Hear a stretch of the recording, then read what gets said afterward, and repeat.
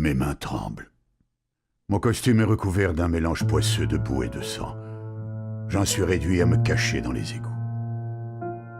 Comment en sommes-nous arrivés là?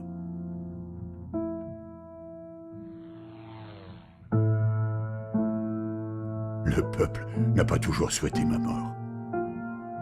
Il semblait même plutôt m'apprécier. Je n'avais presque pas besoin de truquer les élections. Si vous voulez qu'il vous respecte, la morale est facultative. Elle doit venir après la force. Mais ça, c'était avant que la misère les frappe. Ils ont commencé à se poser des questions. Qu'est-ce qui fait qu'on appelle celui-là un grand homme, alors qu'on appelle son voisin un tyran?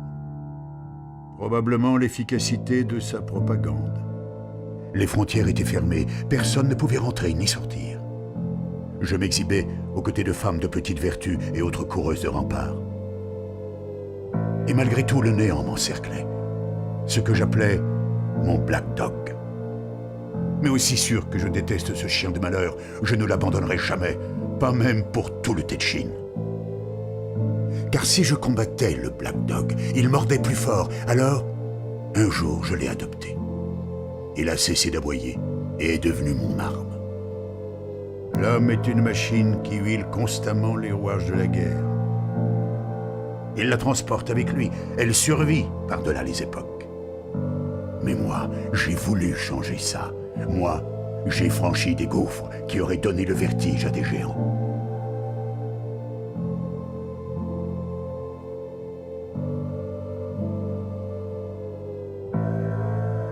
Et parce qu'à force de longer les ruines de mon pays, je me suis juré qu'aucun fanatique ne poserait son pied sur le sol de l'Angleterre.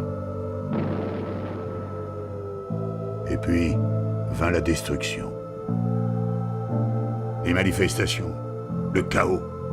Les hommes ne supportaient plus le coup et le poids de la guerre. Le peuple, dans un sursaut de conscience pour le moins inattendu, s'était finalement décidé à se lever contre moi.